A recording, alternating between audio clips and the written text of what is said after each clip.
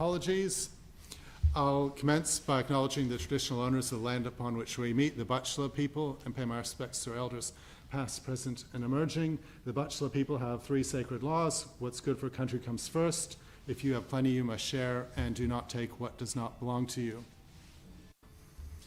Opening prayer. Let us pray together. Each of us, according to our individual beliefs, grant to this council wisdom, understanding, and sincerity of purpose for the good governance of the community. Thank you. Disclosures of interest. Are there any disclosures of interest? It's never too late until it is too late, so if you think of something during the meeting. Item 5.1, confirmation of minutes, pages 4 to 15. Is there a mover that they be confirmed? Councillor Byrne, seconded Councillor Cosgrove. Any questions? I'll put the motion. All in favour? Any opposed? That's carried unanimously. Outstanding actions. Is there a mover that council receive and note? Councillor Byrne. Sorry, this is, I didn't pronounce that right. Open resolutions register. It's part of outstanding actions. Second, Councillor Farage. Any speakers or questions? Can I ask the CEO, page 22, the Sun Smart policy. In August, we said the report was going to be presented in September. In September, we said the report was going to be presented in October. And now in October, we are saying it's going to be provided in November. Will it be? Thank you for your question, Mr. Mayor. I'll defer to the Acting Director of Strategy, Community and Development to respond. Thank you. Thanks for the question, Mr. Mayor. The task of preparing the reports currently with the Community Development Engagement team. As councillors be aware, that they're very busy at present. It's on their schedule with current priorities. They've given a commitment. It will be at the December council meeting, not November. Okay. In August, we said it was going to be in September. Yeah, it's just the resources within that team and the allocation of that particular task to the team into the current priorities. Currently, their major priority is they're working on the Torquay Caravan Park public consultation engagement. So which team's working on it? It's a really good question, because I asked that same question twice myself. Yeah. The Community Development Engagement team, headed up by Tracy and her team, have been allocated this task. It would appear that it has been passed around since the original motion was put up on who will actually prepare this report. Primarily looking at the question, which is the success of the current policy, which is an engagement role, because the policy has a whole suite of independent managers and sections that have real responsibilities for implementing Sun Smart into our operations. Yeah. And so, where does the policy fall under generally? In which you're a director, I presume? Good question, Mr. Mayor. I did do a bit of research and actually discovered that I wrote the report and finalised the policy in 2018. And within the policy itself, it identifies a whole suite of individual directorates that have responsibility. It's not something that clearly fits into any particular section or area, and it's the engagement part of the policy, because even Council's resolution, when they adopted this in 2018, there were 2 components. There was the Sun Smart policy, but there was also the engagement strategy on how we would engage within the organisation to ensure that it was being implemented by the relevant sections as part of their day-to-day. Because I imagine a lot of that's parks and gardens. Yeah, parks and gardens, development, planning scheme and policy, you know, even roadworks when we're looking at street trees and shades and all. And safety as well, Mr. Mayor. Yeah. Yeah. So, Mr. Mayor, one of the key elements of it is engaging with all of those particular teams, and again, it's ended up with that particular section to try and finalise. So they've made a commitment that they've identified, and they will provide a response. Okay, perhaps we can meet about this before then, especially if it's not going to come to December now. Yeah. My other question is page 23, the connection to West Spring Way to the rail trail. This arose out of a big public meeting that Councillor Chapman and I had, and this was the quick fix. This was the more urgent matter rather than talking about a footpath along the road. And I see that the report says that it is going to come to the January meeting. Is progress happening on the design now? Thanks for the question, Mr. Mayor. There has been really good progress made, Mr. Mayor, on that connection. So we have done the environmental assessment. We have lodged to the state. The state has given us the approval. We have engaged a consultant to do the detailed design. We're expecting the detailed design probably to take about a couple of months. So yeah, that report for the January meeting will provide the update on the progress. And then we're proposing to put a request in the media budget for funding for council's consideration to provide that connection. So if that funding is approved, we're probably looking at doing it early next year. Yeah, because I think this is a priority. This is hundreds of homes, perhaps 1,000 residents at least, that have no access to the rest of the town other than by car. There's no footpaths. I know there will be some issues, though. I mean, both Councillor Chapman and I tried to make this connection separately and got lost in the woods hitting wetlands. So there's ponds in there and other interesting environmental features. So I imagine that's something of an impediment. Yeah, so thanks for the question, Councillor. The connection from the Springs West is the best track to develop this path. Anything further south is got other sensitive environmental issues. So as I said, Mr. Mayor, we have got the approval from the state because there is a remnant veg in that area. Yeah. So we did both fauna and flora assessment. So that's all under control now. So it's just a matter of getting the design completed and getting council to support the funding so we can roll that project out. Yeah, I agree, Mr. Mayor. That community has been raising the issue about the footpath, and it's one of those examples of when the development happens in an isolated area, the infrastructure needs to follow. So and the rollout of the footpath has been behind. So and we're doing our best to try and provide that alternative connection for that community. Councillor Chapman? Thank you, Mr. Mayor, and to the Director. I'd actually like to thank the Director for when he first come to me with his frustrations on this, while putting this through, is the community could see how simple it was to just put a track across through these trees. And as yourself, you went out and had a look, Mr. Mayor, and myself went out and had a look. But when there's remnant vegetation and everything like that, we've got to comply by all the rules. And the Director has been keeping me informed about what's been happening with it. And I think this is going to be a great outcome for the community to have access across this pathway. But it also gives good connectivity for now. It's helping come off the rail trail onto the sports precinct. And so children in near future will be able to access the sports precinct without going onto the road. So thank you. Thank you. Yeah, thanks. Any further questions on this report? I'll move the motion moved by Councillor Burns, seconded Councillor Farage. All in favour? Any opposed? That's carried unanimously. Item 7, community presentations. There were no community presentations. Item 9.1, receipt of petitions. Are there any petitions? Item 9.2, Gallagher's Bay Boat Ramp Rehabilitation Works. Councillor Cosgrove, are you moving this? I'd like to ask a question, Yep. if that's okay, Mr. Mayor, to the Director. Director, could you just provide a verbal outline of what has occurred at this site, what will occur at this site, and the prospective timeframes for any future works?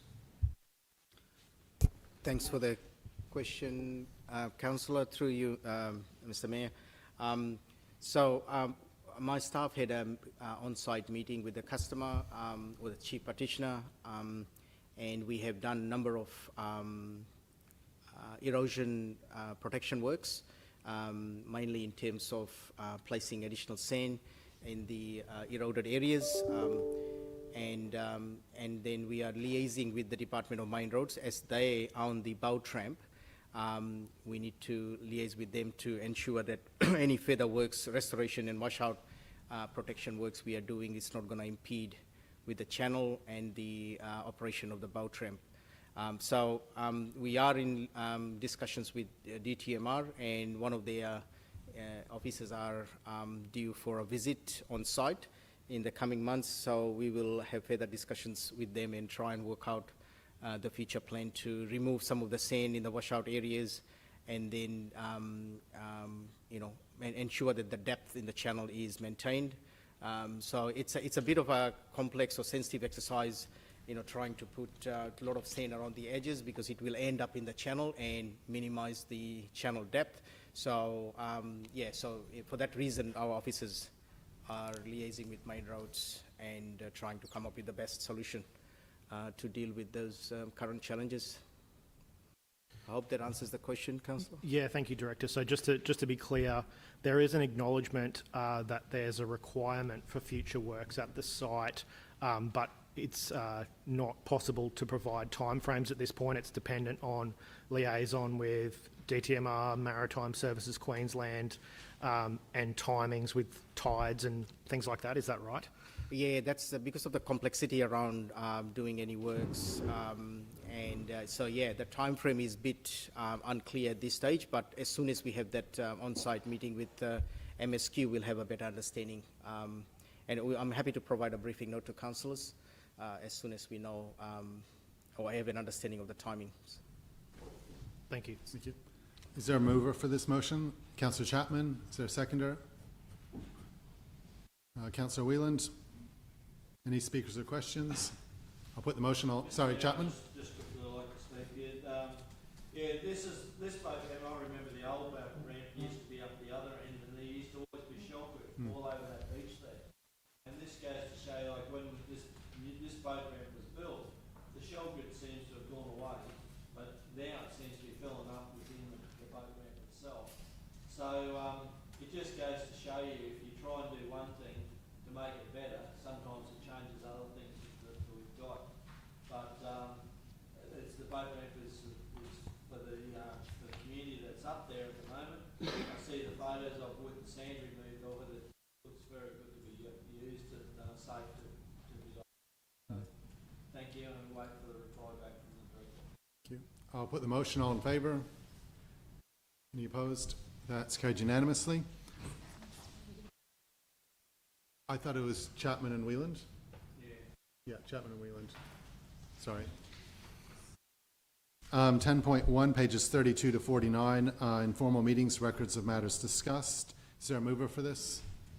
Councillor Farage, seconded Councillor Byrne. Any speakers or questions? I'll put the motion. All in favour? Any opposed? That's carried unanimously. Item 10.2, the Water and Waste Services Advisory Meeting Minutes, pages 50 to 54. Move Councillor Byrne, seconded Councillor Wheeland. Any speakers or questions? I'll put the motion. All in favour? Any opposed? That's carried unanimously. Item 10.3, the Audit and Risk Committee Meeting Minutes, 55 to 59. Is there a mover for this? Councillor Byrne, seconded Councillor Wheeland. Any speakers or questions? I'll put the motion. All in favour? Any opposed? That's carried unanimously. Item 11.1.1, councillor meeting attendance for November, pages 60 to 61. Is there a mover for this? Councillor Farage, seconded Councillor Govers. Any speakers or questions? Councillor Truscott. Thanks, Mr Mayor. Just to speak briefly against this motion. I know I normally just vote against it, and it might seem like a bit of a protest, but I've always been of the belief that we should just be turning up to these meetings anyway, and I understand the reason why it's there, but today I just want to bring to councillors' attention in my protest to it about the community presentations part of it being mandatory. I can't go into the full detail presently due to the confidential nature of a complaint, but I believe there are changes coming to it that will make that part of it much more difficult, and I'll be bringing that up with councillors in a briefing session. Okay. Any other speakers or questions? I'll put the motion. Move Councillor Farage, second Councillor Govers. All in favour? All in favour? 4, 5, 6, 7, 8. All opposed? That's carried 8-3. Item 11.2.1, the operational plan progress report, pages 62 to 89. Is there a mover for this? Councillor Farage, is there a seconder? Councillor Govers, any speakers or questions? Can I just ask on page 76, the Braga Theatre stage, that's not on the Braga River stage. What is the, are we able to get that back on track? Yeah, thank you for your question, Mr Mayor. I believe the Director of Strategy Community Development has a response to that matter. Thanks for your question, Mr Mayor. The current project status, the team are currently working with landscape and urban design consultants, Lord Inc., developing the concept designs. The project will consider security, usability and activation of the particular space, perimeter fencing, improved wayfinding, and the enhanced facilities, consideration of the existing outsourced stage and its particular use going forward. The current funding in the budget will allow for design, and the intent is to have the concept design and indicative costings ready for council by January 26 to inform the 26-27 capital budget. So at present, the funds only provide for the development of the concepts and the designs, and the intent is to have that ready for council's consideration as part of budget deliberations. Yeah, sorry, I said 76, page 78, yeah. And so in terms of, I mean, we've got a big event there next Friday, the Food and Group Fridays. How will the proposal differ to what we can do there currently? That's a very good question. I'll have to take that on notice, Mr Mayor. That's right. That's right. I'll follow that up. Councillor Byrne? Sorry, Mr Mayor, yeah, there's actually a temporary stage already in place. Yeah. That's there, it's like a back of a truck or something, so Yeah. that was. So that's more the idea of what we're going to do to move away from the river stage. Yeah, to keep people away, I believe. Yeah. Yeah. Yeah.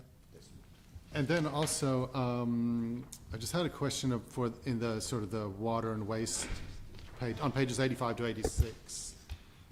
Just about what will be the impact of delaying the Berm Heads Reservoir planning study, the Ghost Hill capacity optimization assessment, the options study for the Harvey Bay sewage treatment plants, and the planning study for the Teddington Raw water plant upgrade pathways. That's a lot. That's a substantial chunk of the work that is severely delayed. Yep, thank you for your question, Mr Mayor. I've had a discussion with the Acting Director of Water and Waste and that, and he'll, on this matter, and he'll be able to respond. Yeah, thank you, Mr. Mayor, for the question. So the impacts will be that benefits and improvements that were supposed to be fleshed out in these studies will be then delivered a year later. It doesn't have any immediate impacts on the operations, so we will continue to manage the operations, but benefits that were supposed to be further fleshed out are not going to be delivered then in these 12 months. What about sort of the future plans for capital spend? Does that change at all as a result of doing the planning studies a year later? Yes, that may change then if we identify in the planning studies the more refined capital spend or an option that requires then other capital spends, then that will be impacting the long-term plan, yes. Thank you. Are there any further speakers or questions on this item? If not, I'll put the motion moved by Councillor Farage, seconded by Councillor Govers. All in favour? Any opposed? That's carried unanimously. Item 11.2.2, Maryborough accommodation, pages 90 to 135. Councillor Sanderson? Yes, Mr Mayor, I'd like to raise an alternate motion for that, if that's okay. Yep. You move whatever motion you want. Okay, Yep. so can I read that? Yes, please. Mr Mayor, yep. So, colleagues, I'm proposing that we change the motion, and that is that Council delegates authority to the Chief Executive Officer to proceed with the renovation and refurbishments of part of City Hall with consideration of the caretaker's cottage and ex-baby clinic to accommodate the administration, customer service and visitor information functions subject to budget approval. Point 2, delegates authority to the Chief Executive Officer to proceed with the renovation and refurbishments of the Maryborough Library subject to budget approval. And point 3, be provided with options to improve parking for library patrons. Thank you. So, Councillor Truscott, you're seconding this? Yep. Do you wish to speak to this, Councillor Sanderson? Yes, please. Mr Mayor. So, Mr Mayor, colleagues, thanks for allowing me to speak to this and propose this alternate motion. I will try and address any concerns that have been raised with me in what I speak to, but if there's questions, happy to answer. Colleagues, I do think this is the best way forward for this decision. I think after many, many, many years, it's probably been 6 years of trying to determine a way forward for our Maryborough administration's future, or the accommodation that we've had. I think this is a good proposal that allows us to come here to City Hall and of course embrace the heritage of this building, but also address the other needs within our community, which is the library services. It has changed a little from what's been put forward. I've asked that we remove the School of Arts because I don't think that we should be entertaining that idea. I don't think that we should be putting our staff over there. There's already the Historical Society that have their home there, and I think they should remain there. Including point 3 also allows us, if we look at the library, I think, as said, it's not in good condition. We will probably need to gut the facility and start again, but this also helps us address the parking issues around the facility and make it a facility that looks after the community's needs, but also the people that work there.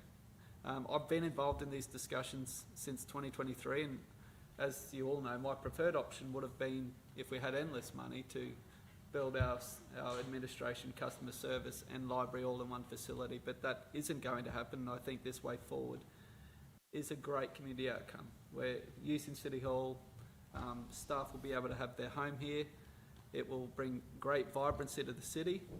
In many ways, to have nearly 80 staff here in one facility is fantastic, and I think that we should, I encourage my colleagues to support this way forward, because I think it addresses everything that we need to look at moving forward, and it will give a final clear community outcome to our community that have waited many years to get to this point, which would of course be frustrating, but at the same time it's excellent that we've reached this. Yep. Okay, I'll just adopt the formal rules for this one, so I'll ask if there's a speaker against before I ask for a speaker for. Is there are you speaking against? Well, sort of. Okay. I was going to vote against this alternate motion because, and my reasons are, first of all, let me say this. I love history. In fact, 3 of my generations are mentioned in that place across the road.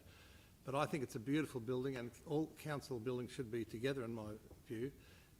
But I went over there this morning, and I've changed Just my for mind. clarity, he's talking about the School of Arts building. School of Arts building, yeah, sorry, that's the part of that I disagreed with Councillor Sanderson, because I think we should be using buildings, and I've said this all along for years, using buildings that we already own, that's not going to cost them, and build another one. But I went across the road this morning, which is what a councillor should do, is research. I saw Mr Clift, and I've changed my mind. So I'm going to be voting for it now. Okay. Any further speakers? I'll take that as speaking against, in a way. Speaker in favour or a question? Councillor Whelan? Yeah. Yeah, thank you, Mr Mayor. I've got some questions to the Director of Strategy and Community. Thank you first for the information provided around the statistics. First question, is this the same, when we talk about floor space required to service a community, is this the same standard that we measured our new Harvey Bay Library and the new Fraser Coast Library and Administration Centre against?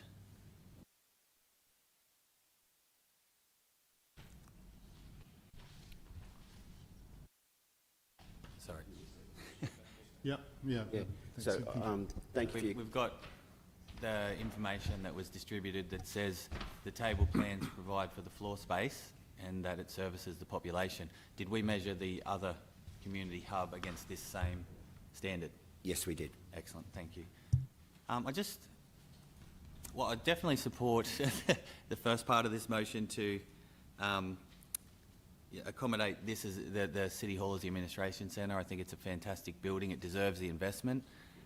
It's very, very important part of Maryborough history. And it also will get our workforce into the city centre and activate this area, which I think is a big plus. My only concern is that we would be delegating authority to invest in the original site, and these numbers aren't particularly working for me. It says tabled What's the catchment for this library would be the first question, I suppose. So it is Tanana and Granville, which we've got the figures for on page 2. Are they included in the catchment for this library? Yeah, They would be? yeah. The nearest library would be Tyro and Howard. Yeah, and that's what I thought. It's just got the, here, in 2026 is 29,000, then I'll go to the 2026 on this chart and it exceeds that by a significant number. What page are you on? And this is that distributed briefing note that we got from my request for further information around the, yeah. My only concern is investing in something that won't meet the standard. Yeah, Acting Director? Yeah, sorry. Not that I'm saying we shouldn't yeah, invest in libraries. It is a really good question. So obviously, in our hierarchy of libraries, we have 2 main libraries for 2 main service centres. So whilst we still have Tyro and Tyro Library, which would also fall in that catchment, it provides a lower level of service. So the hierarchy of service would be, your district library services would be operated by the Maryborough Library, which would cover that whole catchment. So statistically, it's hard to pull together that, but you would expect the whole of Wooku all the way out to maybe partially Glenwood, however they would probably go to Gympie. Certainly the Tyro area, coastal townships, Granville, Tanana, Maryborough, Dundathu, Aldershot, and maybe even partially part of Torbanley and Howard for the higher services. So based on these stats, which are library-produced service levels, it would be under their standard service level of what's proposed with the layout plans. But they're still only, the layout plans themselves are concepts. So it's certainly something that needs to be looked in within the context of the site and what can be provided within that building. For example, the building's an existing 2-level building, could be potentially a 3-level building and to increase that service level. But certainly the catchment and the population is quite substantial, and I would estimate that it's actually above the numbers that are actually included in here when you look at a district service that's being provided within the library, including the existing library that's now compared to the smaller outsource areas. All right. Yeah, thank you. Happy with it. Any further speakers or questions? Councillor Sanderson?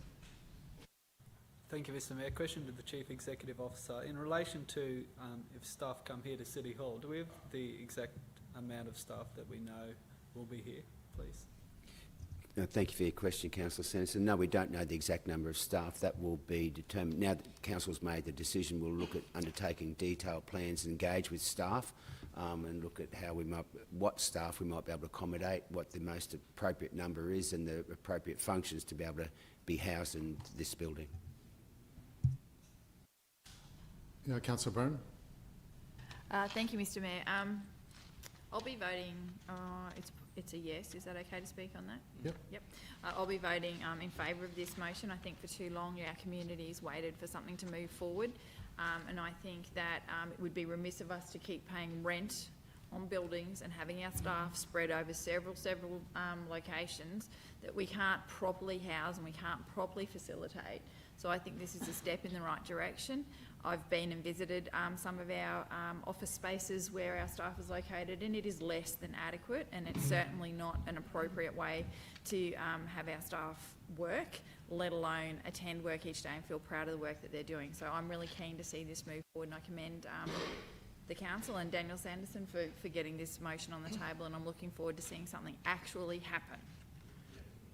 Thank you. Councillor Truscott? Thank you, Mr Mayor. Yes, I thank Councillor Byrne for those words there about something to happen. I think this is a great outcome. I just looked up the article from the Fraser Coast Chronicle just over 6 years ago that Councillor Sanderson and I were standing out the front of this building with the old administration building across the road behind us doing the press at that time that building was going to be demolished. And so it's been a lot of steps, a lot of slow steps, unfortunately, but that is the wheels of government. But we are here now, and I think it is a great step that we have now taken to get to this point.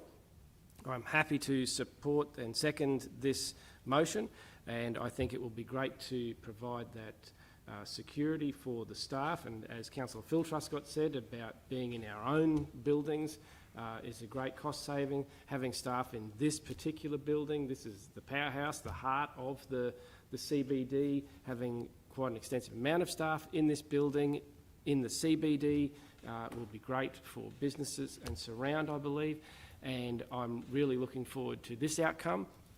Also for the potential of looking at parking options for the library, and to have further discussions about the library, hopefully, if we can, bring it forward in the budget process, I think would be a great outcome as well. But I am very much in support of this and glad we have reached this point. Councillor Farage. Thank you, Mr. Mayor. Just a few questions, first of all, either to the Acting Director or the CEO. Does the Historical Society have a lease over the School of Arts at the moment? Maybe not upstairs. Yeah, thank you for your question. Through you, Mr. Mayor, they do have a lease, but I don't believe that lease incorporates the level, the uppermost level to which the original recommendation spoke to. Okay. And follow-up question. Would the upper level that is proposed in the original motion be suitable for staff in the first place? That's an interesting question. I don't believe in its current format I believe it wouldn't be acceptable, it wouldn't be suitable. It would require the construction of a lift at the very least because of the heritage nature of the building. The location of that lift would likely have to be in a flood zone, which would be problematic, and require extensive renovations as well. The other concern, obviously, is that whilst the Historical Society don't have a lease in that area, we have allowed them to store artefacts and equipment in that area, and if we were to use that area for office accommodation or other purposes, it may impact upon this Historical Society's current operations and potentially future operations. And one more question.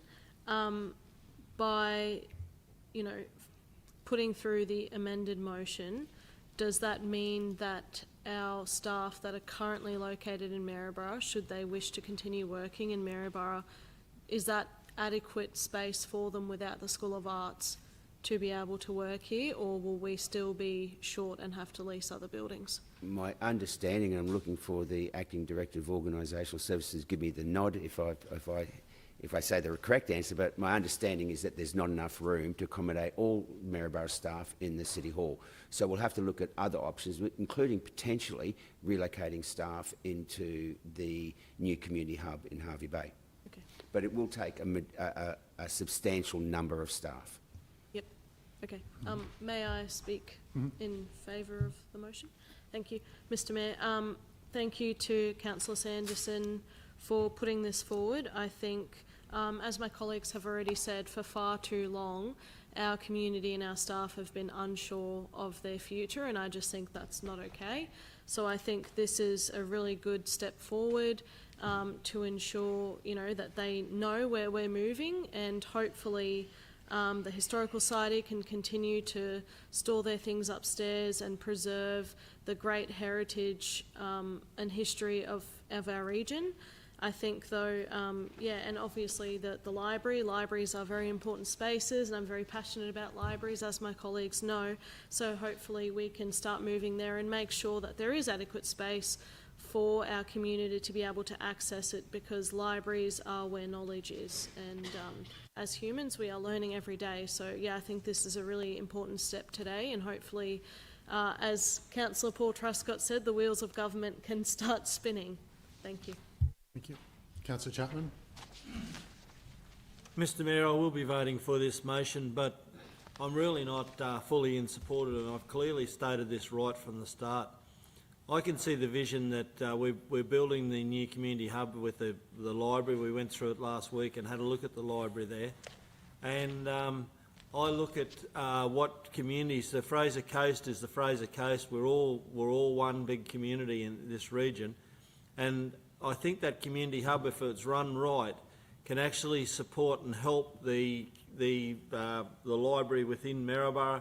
even the libraries within Tyro and Howard, all over the Fraser Coast.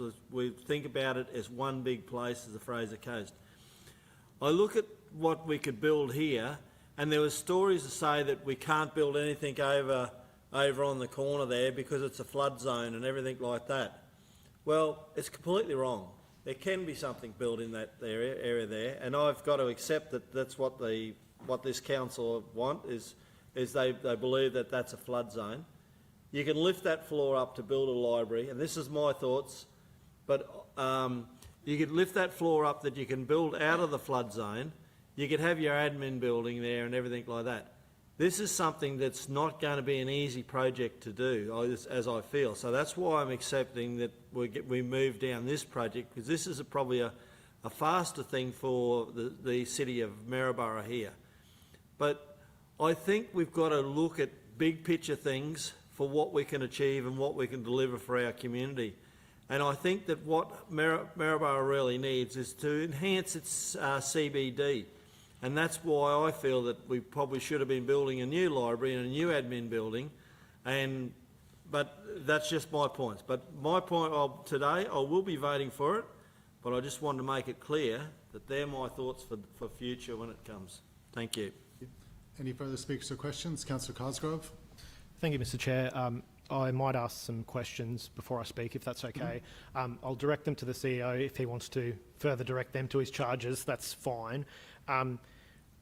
Just to clarify, Mr. CEO, you have spoken previously about funding opportunities for libraries versus admin centres, and the fact that the Hinkler Regional deal as a funding opportunity is a vast, massive exception to the usual rule that state and federal governments don't fund administration buildings for councils. Is that right?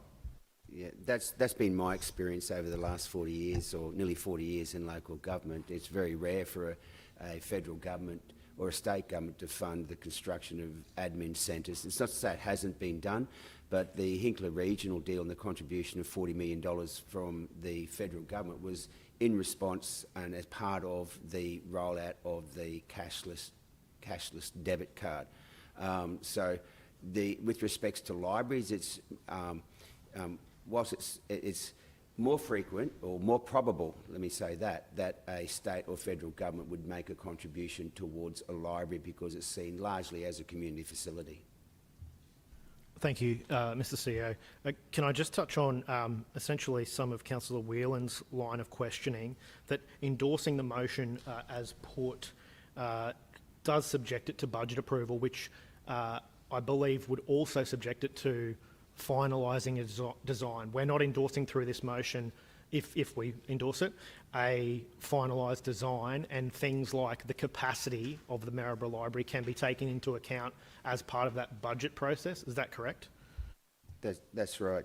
Both with respect to City Hall and the Maryborough Library, it's subject to budget approval. So we would be working, doing further work on design and design options, and then we'd be submitting those as part of the budget process to seek council to commit funding to commence works. Thank you. And can I ask on budget process, particularly for the City Hall,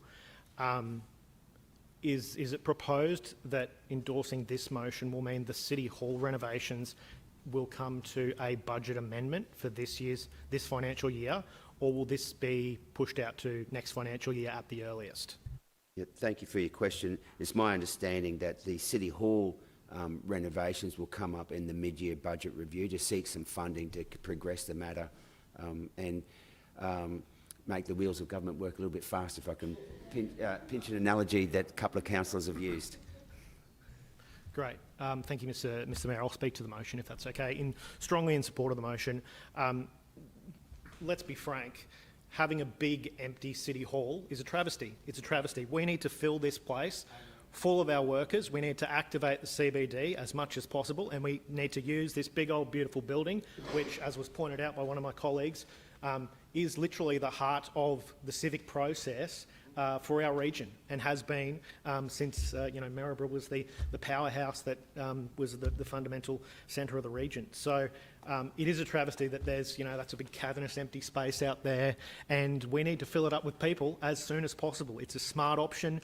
It provides activation for the CBD, which is fantastic for any of the antisocial behaviour issues that we've been experiencing, and I'm really pleased that the Premier and the State Member have taken responsibility for taking action on that. That is fantastic and appropriate that police do policing, but what we can do to contribute to that is activate spaces, because activated spaces are safer spaces. So that is fantastic. This is a great thing, and I'm glad to hear that it is going to be a budget amendment to make happen as soon as possible, because every extra day with a big cavernous empty City Hall is a travesty, in my opinion.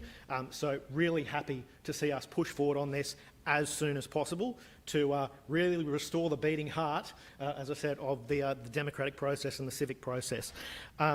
Look, on libraries, I will say that I'm not married to the library site. I'm married to having a great library in Maryborough and for the people of Maryborough, and I believe, to be frank, that we need to make this an election issue at the state election to really push home the fact that libraries are not a nice to have. They are critical public infrastructure which service our entire community, including particularly the most disadvantaged in our community, people who don't have access to a computer, who need to go in and do whatever it is, banking or learning or what have you. So I really think that this is a great opportunity for the major parties, the state government, to step up and partner with us and partner with the community to get the library that Maryborough needs and deserves, and look at parking options and all those things. My grandma is a prolific reader, but the challenges of parking, as identified through this motion by Councillor Sanderson, often make it difficult for our elderly population to access that site. So that has to be a key thing. Whether we put in we raise it up and we put parking underneath. I think that maybe needs to be considered in this process. But look, we need to really realise the importance of libraries. We need to ask our state and federal counterparts to partner with us to make sure that we get the library renovation and upgrade at the site that's most appropriate. I'm not married to the site, as I said, but the library upgrade that Maryborough needs and deserves. Thank you. Any further speakers or questions? Councillor O'Keefe. Thank you, Mr Mayor. I'll be supporting Councillor Sanderson's sensible amendments to what was already a very sensible proposal. I agree wholeheartedly with Councillor Cosgrove's comments about the need to activate this site. We should be improving activations of public spaces and civic spaces. And what we should also be doing is providing adequate accommodation for our staff who have been suffering in conditions that I would not work myself in, and so they are deserving of having a suitable, appropriate accommodation to be able to work out of, so I support this recommendation. Any further speakers? Councillor Govers. Thank you, Mr Mayor. Just very briefly, I think our council staff have been working out of leased offices for way too long. I agree with my colleague, Councillor O'Keefe, it's just substandard.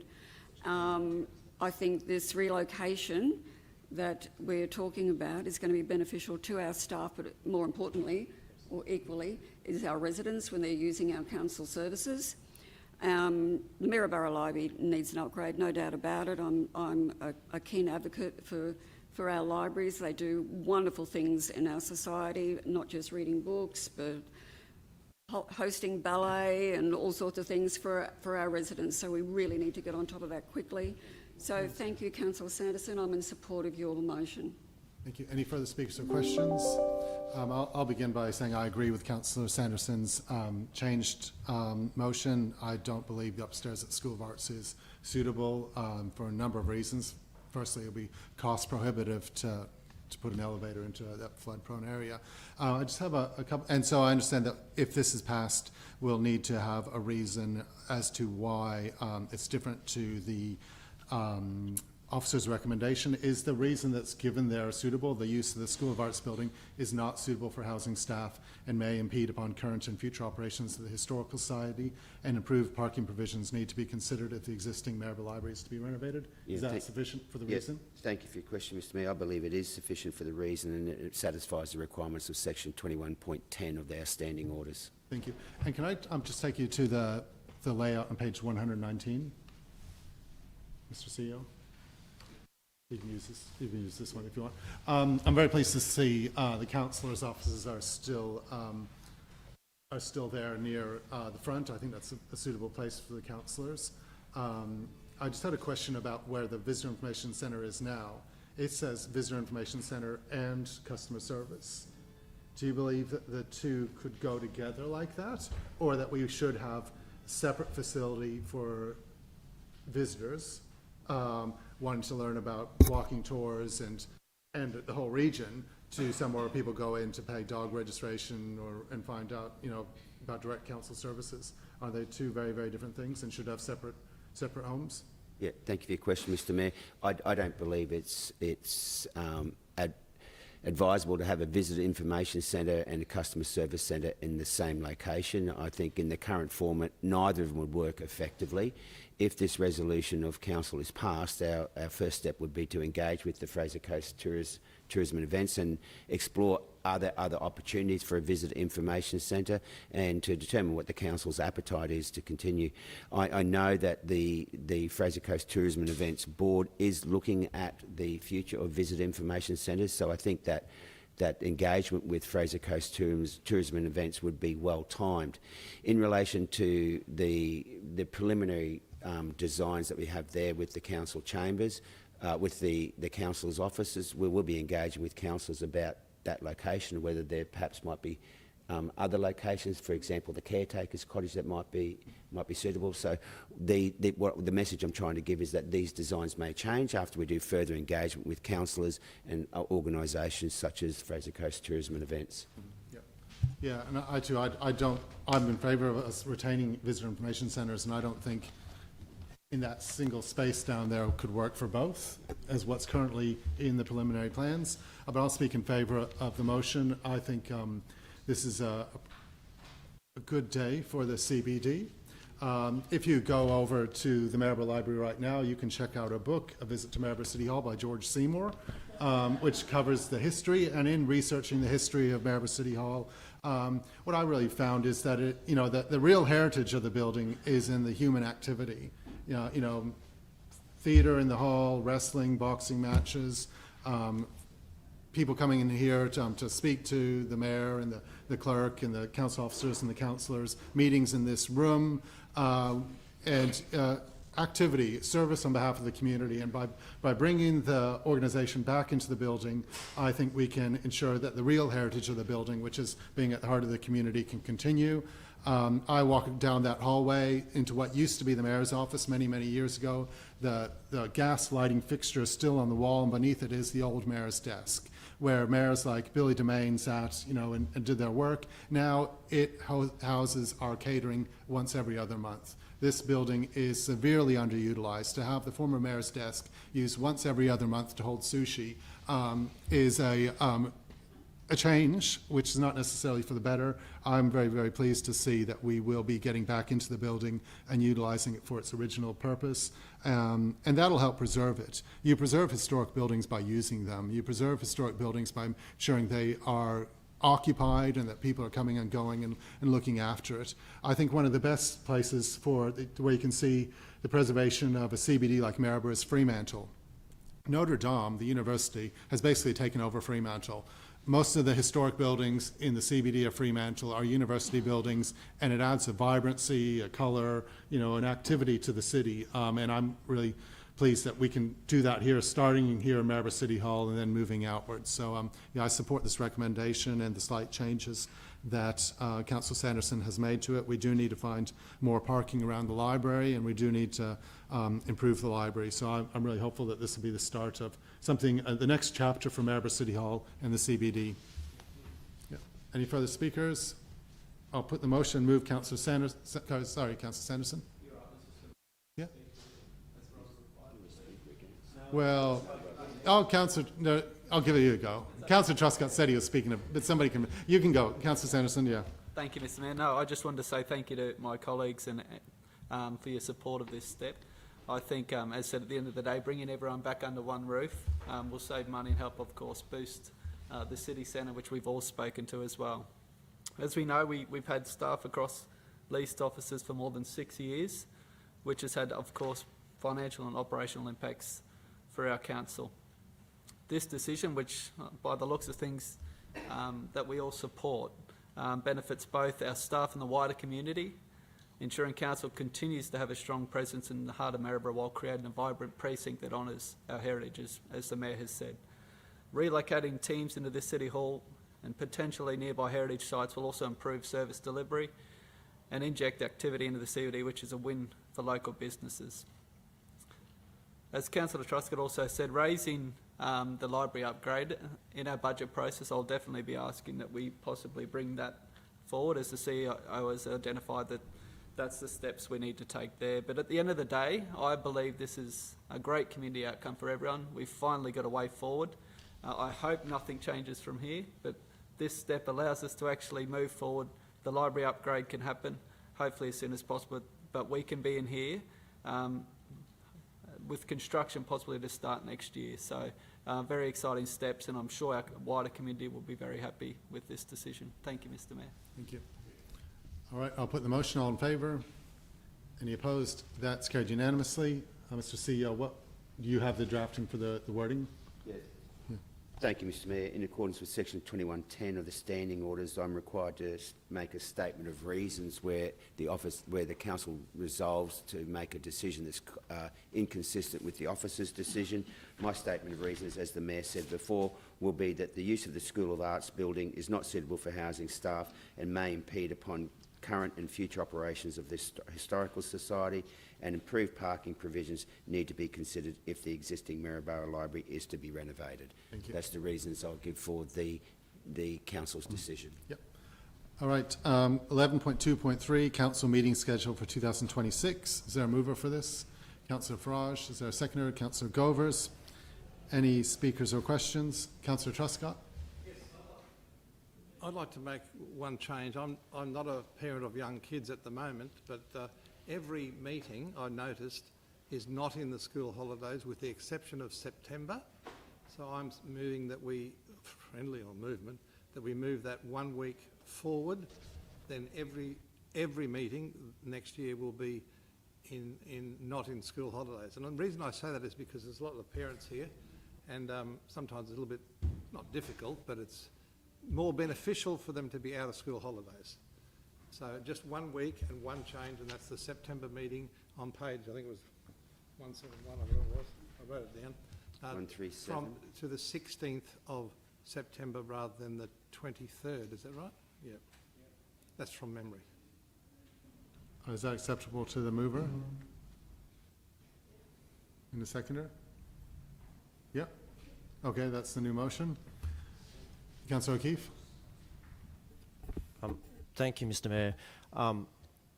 And thank you for taking the initiative. Look at that.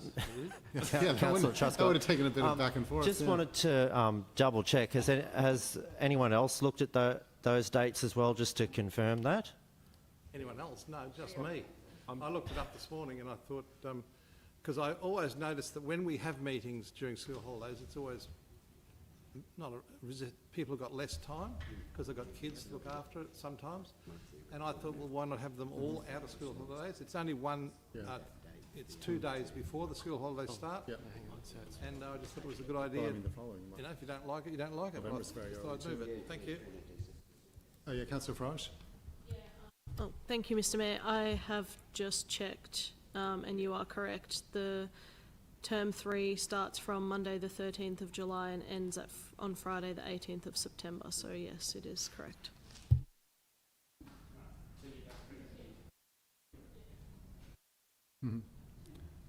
Okay. Councillor Cosgrove? Thank you, Mr Chair. Question to the CEO, and I'm not even necessarily committed to the position, but what flexibility would we be able to build into this motion or the schedule that would allow the first meeting of council that's held after the opening of the new community hub in Hervey Bay to be in the Hervey Bay chamber? Is that possible to work into the thing, or can we just do that as a motion down the track to just amend if we want to? Yeah, so there is a requirement to publish annually the place and date of the meetings. I see that there is a meeting planned in September 26 in Hervey Bay and another meeting on the 18th of November 26. I'm confident that the project, the new community hub, will be completed on time or near time and under budget. The completion date for that is towards the end of June. So in terms of the location, potentially the July or the September could be accommodated. We need to resolve the place, and the place is Hervey Bay. In our public notice, we can specify the actual address. And I'm just looking for nods from my Director of Corporate Service, who's confirmed that what I said is true. Any further speakers or questions? I'll put, given this is, will you have to have reasons for this again, because it's different to the recommendation? Yeah. I'll put the motion. Yeah. Okay. I'll put the motion. Move Councillor Farage, seconded Councillor Govers. All in favour? Any opposed? That's carried unanimously. Thank you, Mr Mayor. In accordance with section 2110 of the standing orders, I need to record a statement of reasons. The statement of the reason for the change of the July, was it September council meeting, was to ensure that the council meeting didn't clash with the school holiday period, to maximise the attendance of the councillors and other interested stakeholders. Members of the public? Members of the public, yeah. It's harder for children to get to it, though. It would have been a good school holiday activity you've just wrecked. Yeah. Item 11.2.4, the delegations register update. This is on pages 140 to 584. So it's a lengthy item. Is there a mover for this? Councillor O'Keefe. Is there a seconder? Councillor Farage. Any speakers or questions? I'll put the motion. All in favour? Any opposed? That's carried unanimously. Item 11.2.5, the adoption of the annual report, pages 585 to 716. I'll move this. Is there a seconder? Councillor Cosgrove. Any speakers or questions? I'll speak briefly to this. This is a report. It's effectively like a letter to the shareholders. It sets out what we have done over the past year, how we measure up to different benchmarks, and how we have addressed our aspirations for the region and our community. Our CEO will have done many, many of these, and this is his last one. So, you know, I want to congratulate the leadership of our CEO in what is reflected in this document. This is a document which looks backward over the past 12 months, the past financial year, and I think there's a lot in it that we can be proud of in terms of what we as a very large organization with employees from, you know, librarians to plumbers, you know, we have a large team doing really great work right across a very big region in a diverse range of fields, and that's reflected in this report. So I want to thank the CEO and the entire team at the Fraser Coast Regional Council. Any further speakers? Any questions on this document? Put the motion. All in favour? Any opposed? That's carried unanimously. Item 11.3.1, the Fraser Coast Futures 2036 for a Better Future Built Together. Moved Councillor O'Keefe, seconded Councillor Farage. Any speakers or questions? Councillor O'Keefe. Thank you, Mr Mayor. Councillors, I support the officer's recommendation to adopt the Fraser Coast Futures 2036 as a guiding document. the previous item that we just discussed, the adoption of the annual report, is all about looking back. The futures strategy is about understanding what's happening now and what will be happening in the future. Councillors, the Fraser Coast region has experienced unprecedented growth marked by record-setting increases in population, strong investment, high demand for housing development and increased migration. The Fraser Coast Futures 2036 strategy is for a better future built together. The strategy to support strategic growth and livability seeks to deliver economic prosperity for the entire Fraser Coast region. This strategy will equip Council to manage regional growth and maximise future opportunities for all of us. And can I commend our economic development team for the detailed research and analysis that they have conducted, for conducting the stakeholder engagement, and can I also thank my council colleagues who workshopped with the economic development team to come up with the strategy that we're here to endorse today. Thank you, Mr. Mayor. Thank you. Councillor Farage. Thank you, Mr. Mayor. Also to of my colleague Councillor O'Keefe to first and foremost thank the staff in the economic development team, the acting director, and everyone who has been involved in this. This is a very, very good document and hopefully one that will inform the future of our community, that people that are looking to invest in our community, people that are looking to move here will pick up and have every confidence that they are able to invest here, live here and enjoy their futures here. This is a fantastic document with an incredible amount of detail. We have spoken to hundreds and hundreds of people throughout stakeholder consultation, and I think it really, really represents the diversity that we have across our community, whether it's in industry, tourism, whether it's our demographics, whether it's our challenges, and the things that we do really, really well. This document is futuristic, it is intelligent, and it's very forward-thinking, and I'm very proud of it. And I hope that it is one that is used in all that we do throughout the organisation, not a document that sits on the shelf. This will be a document that is reflected throughout the community and that hopefully will allow the council as an organisation to bring the community along with us in this journey towards 2036. Thanks. Any further speakers or questions? Councillor Cosgrove. Thank you, Mr. Chair. Just to really endorse this strategy and the great work that has gone into it, and I might borrow a trick from my colleague Councillor O'Keefe, which I've seen him do a few times, because the executive summary of this is beautifully written, and I think it really goes to the core of what it's about. The Fraser Coast region's gross regional product was $5.7 billion in 23-24, up 7.4% from the previous year. The economy has grown strongly post-COVID, averaging 6.7% per annum over the past 4 years. The current GRP, gross regional product, is $6.2 billion. Fraser Coast Futures 2036 for a better future built together sets a clear and ambitious path forward. It aims to grow the Fraser Coast region's economy by an additional $2 billion by 2036 by attracting new investment, supporting local business and creating opportunities for young professionals, skilled tradespeople and families. The strategy built on collaboration, shaped by engaging over 100 stakeholders and grounded in rigorous data analysis and developed with the support of economic experts. Council's focus is on sustainable growth, livability and innovation. By supporting housing diversity, enhancing education and skills, revitalising town centres and advocating for critical infrastructure, this strategy ensures that Council's targeted actions will shape a thriving Fraser Coast region for now and into the future.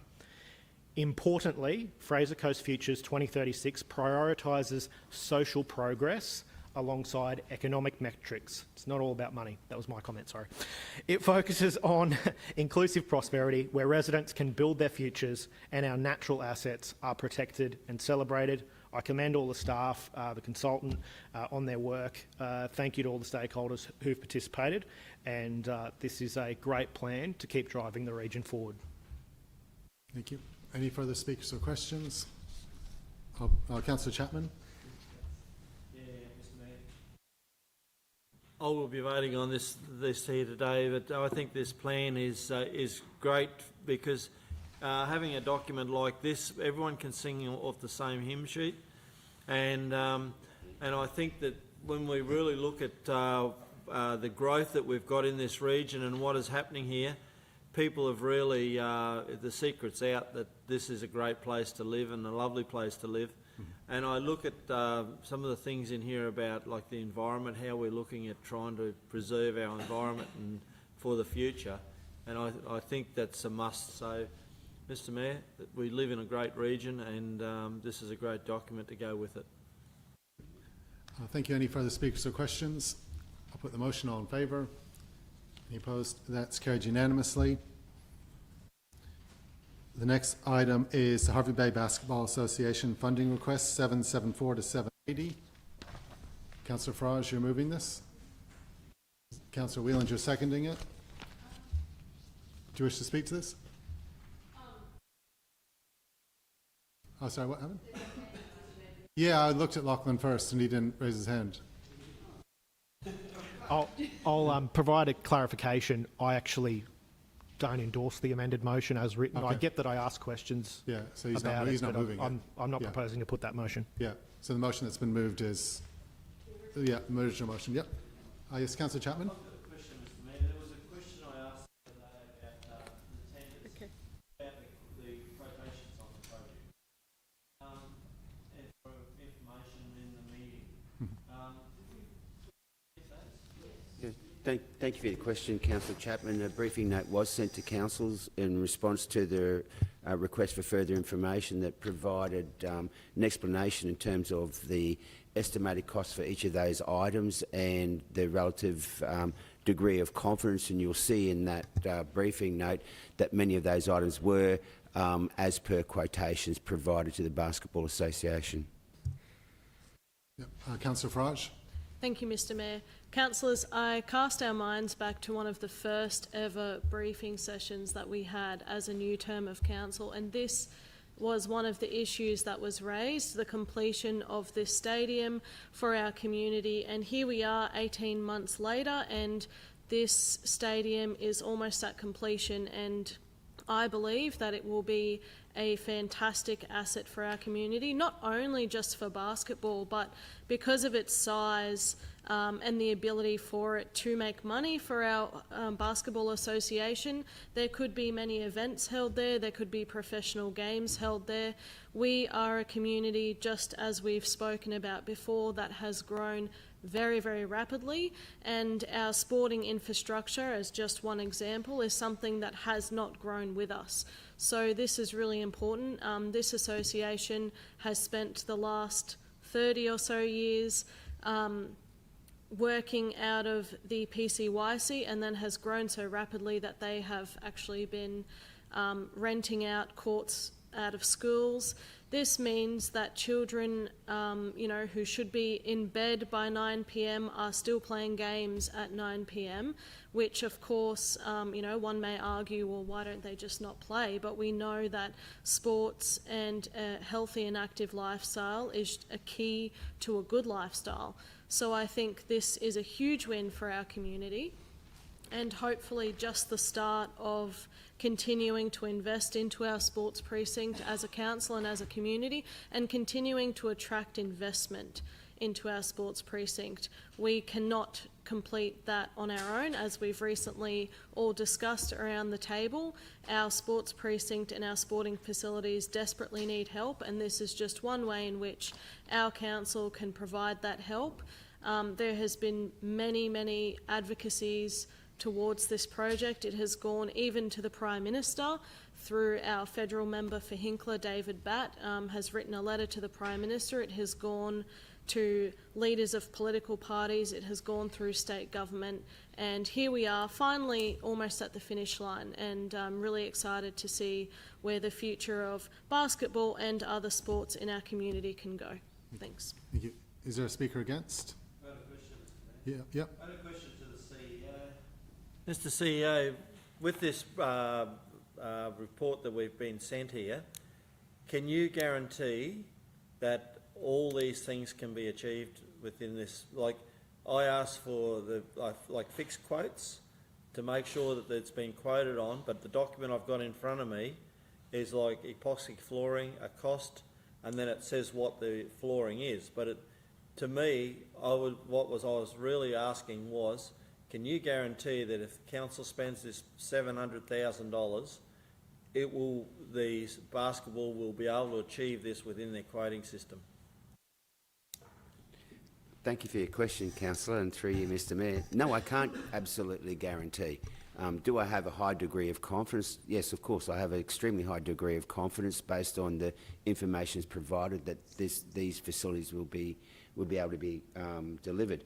I note that there is potentially scope for, if costs are overrun for some reason, there's potential scope to reduce some of costs. For example, landscaping could be cut back to accommodate slight overruns. But based on the information that's been made available and provided to me, I have a high degree of confidence that the Hervey Bay Basketball Association can deliver on these outcomes. So the question I have, so if we present this money to them through the motion today, this will get their basketball up and running, and they will not have to come back and ask us for any more money before they have to have it to open it.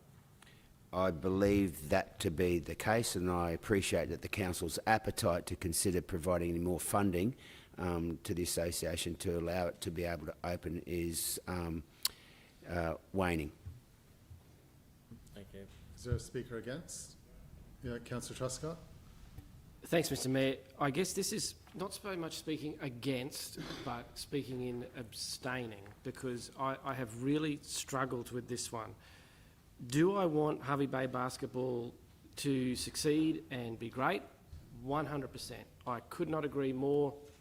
I want to go to their games. I want to have a fantastic fun time there, and I want them, and I want this to be on the record, so I'm glad it's being recorded, that I want them to be incredibly successful and have a fantastic time in a great facility.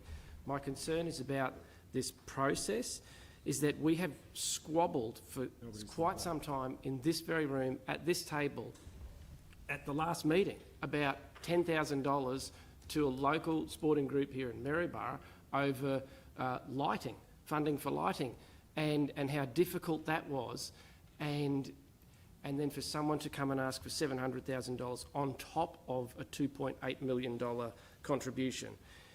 I have an issue with that because it's not in the budget. The financial risk says it's not in the budget, that we would have to make an amendment for it in the upcoming amended adopted budget. It says the reputational risk is that other community associations may request or expect similar levels of support in the future if council were to agree to this request. That's a big concern for me, because it's not just $10,000, it's $700,000.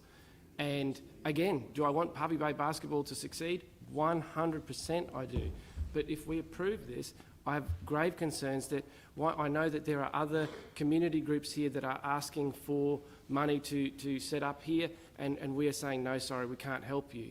But here we're going, here's an extra $700,000. So again, I want them to do great, I want them to succeed, but I have a concern about the process of this, and I appreciate that an abstaining vote is recorded as a no vote, and I don't want that to happen. So I'm putting it on the record that I'm abstaining. However, I'm going to go to the toilet.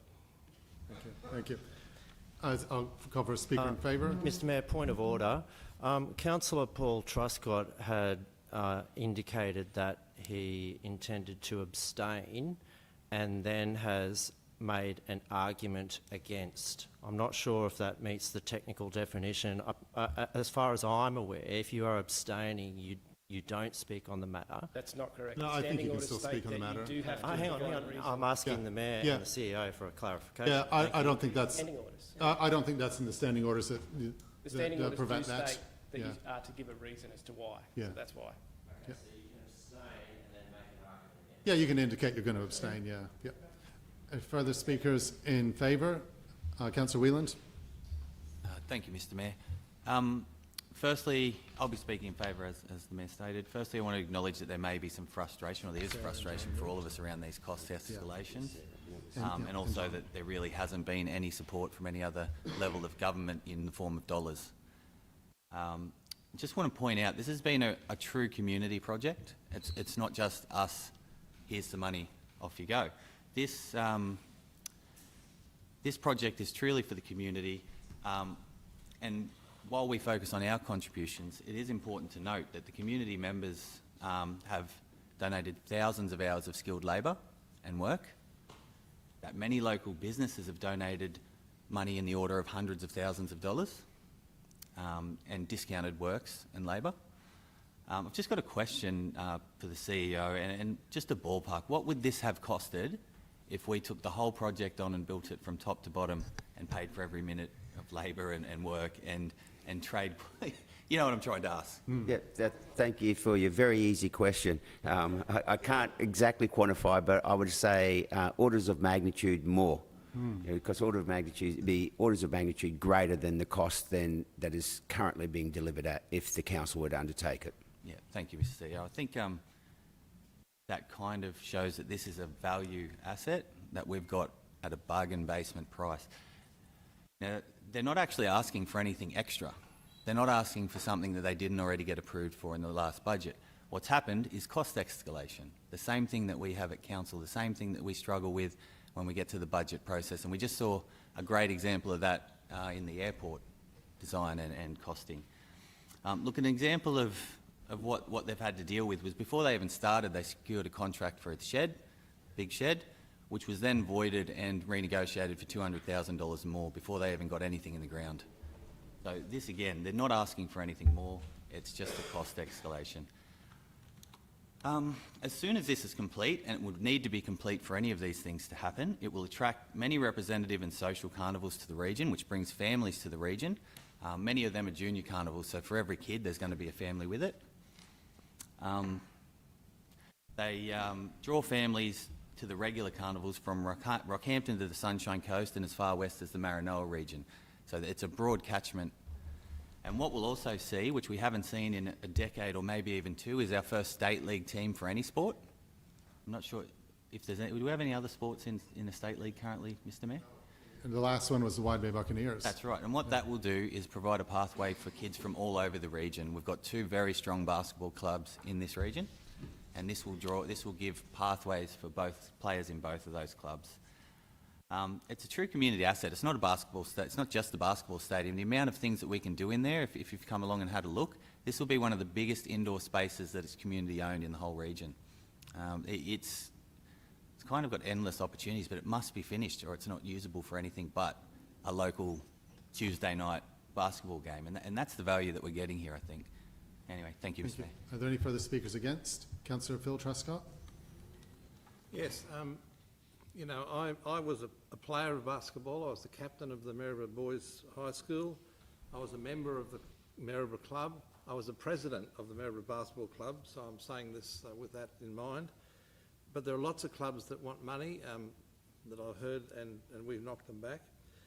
My reasons are we've already given $2.8 million, and I realise that the escalation of costs is the reason, and they've been to the state government, and I suggest they go back there again.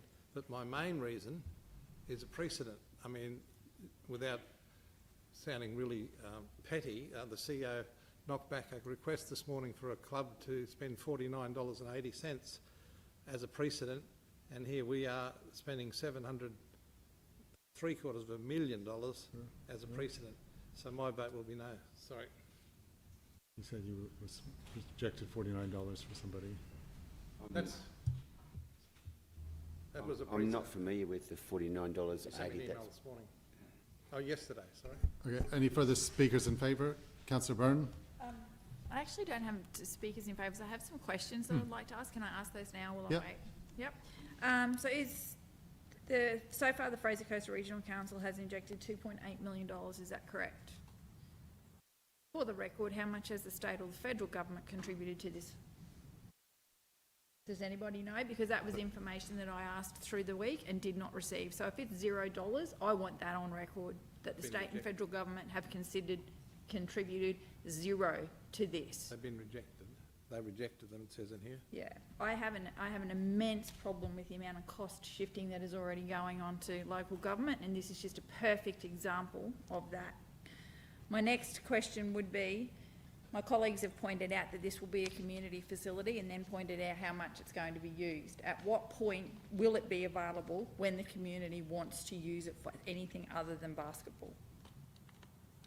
Well, have you gone down and met with them? I was there earlier in the week, and they were saying, like, if another sport wants to come and lay down the tracks for, say, badminton, they would work with them. So, yeah. But will it be made available when that wants to happen? I want guarantees of that, because this is an exceptional amount of money, and we have not done this for any other organisation at all. And in fact, we've got people chewing at our heels every day of the week to spend money, and we say no. We say no regularly. So this money would be being brought forward from our budget, and I know that everyone says it's a community involvement. And I get that. I get that. There is no way that we as a local government could have done what the Basketball Association has done there with the money and the time that they have done. And I too, like Councillor Paul Truscott, I want to see basketball achieve, and I want to see this facility finished, but I have agonised with this decision. $700,000 to come out of our budget to move forward that we are not necessarily giving to any other organisation. Do you know how much netball, we support a netball or touch in the same facility? No, because no one's ever no one's ever forwarded that on Well, the to CEO us. can tell you right now, we do support other sports. I'm not, so netball, that's millions that we spend. We spend Within 100 metres of this facility. exactly at the sports precinct, but we have said no to many other organisations that aren't located at the sports precinct. So some of the smaller organisations have come and approached us, and we have said no, because we can't afford it, and yet we're quite happy to bring forward $700,000 for one project. Okay, I thought you were saying that we hadn't supported any other sporting facilities. If you go and visit this new basketball stadium, you'll see we have. Yeah, I understand that, Mr Mayor, I do, but my point would be that we are approached by many other organisations, and we haven't given them money on a whim. And I'm not saying this is a whim, but it does appear to look like that from the outside looking in. It's been a struggle. It's been a struggle for me to come to a conclusion. Any other further speakers or questions? Yeah, Councillor Govers. Thank you, Mr Mayor. It's probably to the Director. Could you please advise what steps the Hervey Bay Basketball Association has taken to seek funding since our site visit, and whether we've received any evidence that they were unsuccessful in obtaining support from other sources? Thanks, Councillor, for the question. The advice that I've received from the Hervey Bay Basketball Association is that they haven't been knocked back because they haven't been eligible for any of the current funding streams. There's no funding streams currently available within the timeline that would provide an opportunity for them to actually lodge. They've been advised by both state and federal members that they should continue to be aware of what's coming up from funding and continue to apply, but there have been, within the timeline, no actual funding programs that they are eligible to lodge against to even be knocked back. Okay, thank you. Mr. Mayor, if I could just- It was Mr. Mayor, my sorry- understanding... Sorry to interrupt, if I Sorry. could just add to that, Sure. that response. On page 776 of the agenda, it says that it is also noted that Council, in partnership with the Hervey Bay Basketball Association, applied for a $2 million federal grant in 2024, which was unsuccessful. So where funding programs have been available, which we could partner with the Basketball Association, we've done that, and there's only been one, and we were unsuccessful. Thank you, I understand that. But when we were at that site visit, we were talking about them going again to look for more funding. I understand that they did it prior to that, So I was asking what's happened since then. Look, I'm terribly sorry. I am voting against this. I recognise and appreciate the hard work and commitment that's gone into this project. I really do. It's clear that it offers meaning and benefits to the basketball community. However, $700,000 is substantial. And while I support the goals of the project, I cannot support this request when we have other equally important incentives and works, some waiting for years, that are still in need of financial support and provisions. Thank you, Mr Mayor. Councillor Cosgrove. Thank you, Mr Chair. I'll be speaking in favour of the motion as put.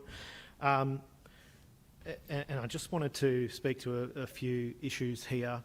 I want councillors to consider us funding $2.8 million towards a facility that is worth, by very conservative estimations, $6.8 million, and you couldn't go to the toilet in that facility. For the cost of $700,000, we can actually finish and allow the Basketball Association to finish a facility that is going to be a great community asset. And the Basketball Association, although they are asking for more money, they haven't just done this project with their hand out. As Councillor Whelan has suggested, and I've just alluded to, they've had thousands of hours of volunteer work on this, donations, contributions from people who are associated with the club to make an amazing facility happen that is worth way more than council's contribution to it, because of that community effort to deliver a community facility that will give a real home to basketball, which, by my understanding, is one of the biggest sports in Hervey Bay. It is a very, very strongly supported sport for our kids. I just think that the level of embarrassment that I would feel if council contributed $2.8 million to a facility where kids and parents couldn't even go to the toilet, just walk, 50, 100 metres or go and wee outside. It is just incredulous that we wouldn't consider an extra $700,000 to make this facility what it needs to be. The other thing that I wanted to point out to Councillor Byrne's point is the letdown and the victim of political circumstances that our region constantly is. Because of where this sits in the Maryborough electorate, it's not seen as a priority for the member for Maryborough, and it doesn't sit in... We've got that political circumstance there, and then federally, we just don't get the benefit of the pork barrelling that marginal seats get. Our community gets let down by those political circumstances. It's really terrible, and I really don't know what we're going to do about that. But ultimately, we're tasked with building better communities together, and this facility will make our community better.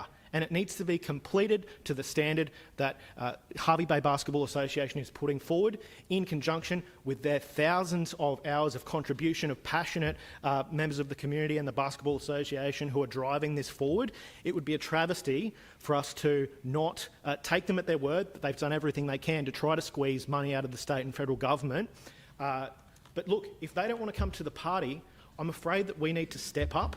And the last thing I would note is community facilities such as this can actually be funded out of infrastructure charges, which can only be spent on trunk infrastructure, such as community facilities like this. So that's what those charges are for. Whilst they're grossly insufficient at the capped rate set by the state, that is what that money is for. We should be putting money towards this to get it happening. I appreciate the concern of colleagues, but I think the precedent that we just hand out a cheque to do everything for community associations is a bad one. That's not what this is. We are handing a cheque to help a community, and an association which is helping itself has contributed thousands of hours to this project and has delivered a facility to the community that the council could have never dreamt of delivering for this amount of money in any realm. Absolutely no chance. So I really think we need to think carefully about whether we wanted to have contributed $2.8 million to a great facility that's finished, or to an unfinished facility, or 3.5 to a facility that is a really high standard and will be great for our community for decades to come. Councillor O'Keefe. Thank you, Mr Mayor. I did not struggle with this decision to consider a contribution from council to help the club with the additions that are detailed in the officer's recommendation. Let's talk about the tangibles for $700,000 here. A mezzanine, epoxy sports flooring, stadium seating, public toilets, landscaping, and an audio-visual setup. I will always support better community health outcomes. I will always support families. I didn't struggle with this decision. It's an easy one for me. Support families. Thank you. Any further speakers? Councillor Byrne, you're speaking again, or a question? Just as a right of reply, seeing No, my name. you don't get a right of Don't reply, get that? no, unless you Okay. move it. Are there any further speakers? Councillor Sanderson? Thank you, Mr Mayor. That's part of the standing orders. I can give you a copy of the standing orders if you want. No, you can't speak. Not doubting that, just asking. Councillor Sanderson? Thank you, Mr Mayor and colleagues. Similar to my colleagues, this isn't an easy decision. In relation to and my decision today, I'll speak to why I just don't feel that I want to support this motion, and that is because all of us to date, and I don't want my colleagues to take this personally either, we have given 2.8 million. We all agreed with that. We all support basketball. We all support what they're doing. But it's not our, and I'm not putting the blame on the association, but it's not our fault that it's gone over budget. It is not our fault, and we are not a bank. As a community organisation, the council, we are elected, and everyone will have different positions on this, to steward the money of every single person in this region. And we'll all, as Councillor O'Keefe has just said, like I have a family, I fully understand that we build a great region for everyone, but this is based on principle. And also that if we allow this, then any other organisation or sporting organisation, even if they're not on council sports precinct land but are on our own council land, come to us and say, can we have some money? And we look at them in the eye and say, no, but we do this today. I just think that's not a good situation to be in. And as said, like we aren't a bank, so just it's more about the $700,000 extra. We're not in a good budget climate, and for us to keep going back into our coffers to have to support organisations is I think a not a good situation to be in. So precedence, I think it sets a scary bar, but at the same time, yeah, I do want basketball to do well and flourish, but at the same time, I don't want us to be the ones pushed into a corner to say we need $700,000 when other organisations that come to us we aren't able to support. So yeah, that's my position. Ms. Fraser, do you have a question? Yeah. Thank you, Mr Mayor. A few questions, actually. Probably to the CEO. Unless you want to delegate, that's fine. Can other organisations who already have a base, so the ones that already lease their own facility, unlike the Basketball Association who was leasing through the PCYC, can they, through council's support or through their state and federal members, apply for funding, unlike this association could?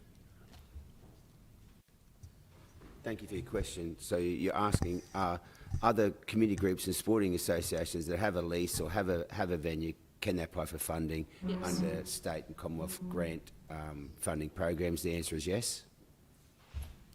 And another question that I have is, when I spoke before in favour of this motion, I mentioned that we first had this conversation very soon after the last election. And can you confirm if the funding that was required at that stage was approximately between $200,000 to $250,000, in stark contrast to what is now $700,000? I can't respond to that. I can't recollect. Thank you. Thank you. I'll speak in favour, and I'll just urge colleagues to think about this. Think about what we talk about. It's there on the screen, building better communities together. Are we here to build better communities together? Is this not one of the best examples we have ever seen around this table of building a better community together. If you look at that letter on page 779, the cash contributions, NNN Civil, 10,000, Ocean Blue Estate, 10,000, NNN Civil, this is cash, not just in kind. Fiberglass Pool Company, 5,500, Kerbro, 10,000, Bendigo, 50,000, Q Civil, 55,000. And the cash contributions they have got from different members of our community. This is about building better communities. The in-kind, $200,000 from Engineers Plus in kind. Point to another project where we are actually going to be building a better community together than this one. Point to, I've been here as long as anybody, been here as long as Councillor Sanderson, and I can't think of another project where we have been together with the community more than on this. Wide Bay Energy Group, 21,000. Fraser Coast Financial Planning, 55,000. Metcalf Constructions, 45,000. Solar Wind Electrical, 49,000. Easy Build and Stratco, 100,000. The list goes on. This is a community project built together. I'm inspired by this project. I'm proud of it.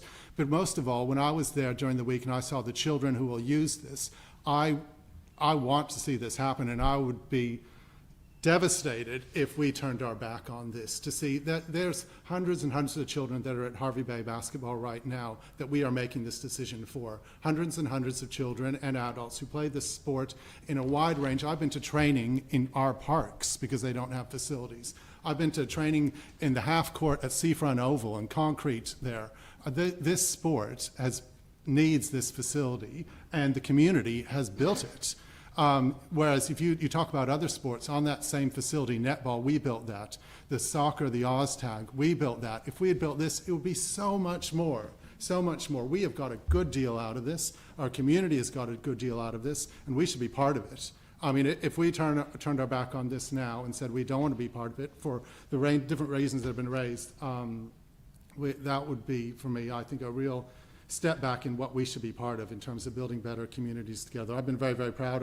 The volunteers at Harvey Bay Basketball, what they're doing for the children of our community, what they're doing to keep people active and healthy, this is a great opportunity for us to ensure that we have a healthy and active community that does things like this. This is a project. This is not something been built by us. This has been built by the community, and we should be proud to be part of it. And that's why I'm supporting it today.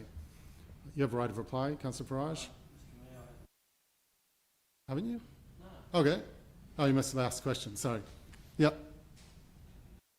Thank you, Mr. Mayor. It was good to just sit around and listen to what other councillors in the room had to say, and this is a very hard one because, as it was stated here, that there's councillors that saying that okay, there's other sporting bodies that are looking for money.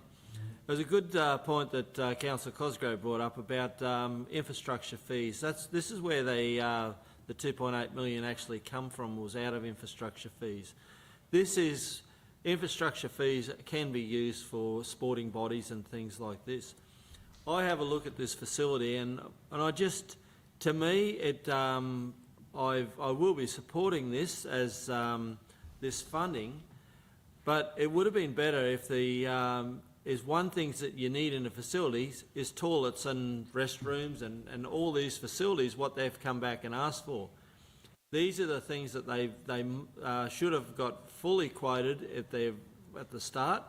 Being a sporting body as they are, they should have got fixed quotes and fixed their quotes on what they needed and not been in this predicament where they have to come back and ask the council for more funding.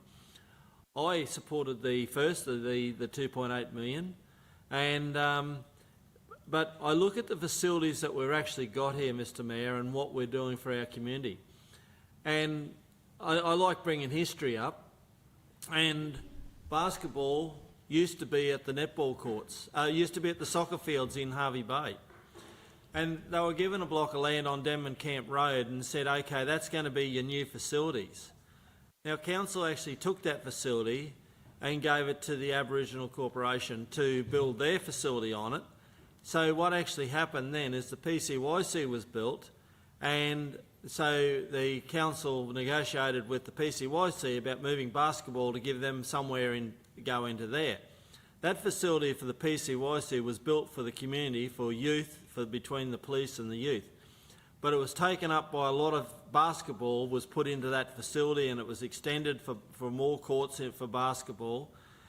And I just see that now that they've actually been pushed out of the PCYC, they've been running from schools and things, this is an organisation that really needs a home. They've started to build a home, and it shows quite clearly that they're building it cheaper than we could have built. There is a lot of money going into this, but I look at what we spent back when the 8-9 years ago, what we spent $7 million on earthworks on the sports precinct, was around that figure. Now, here we are, we've got a facility that it is another, you call it a sporting node, Mr Mayor. You've got OzTag out there, you've got soccer out there, and this is to the other councillors, not only to yourself, but you've got netball out there. Now we're going to have basketball. We've got a triathlon, we've got a, not a triathlon, a criterium, like the cyclists are out there. This is starting to grow this region.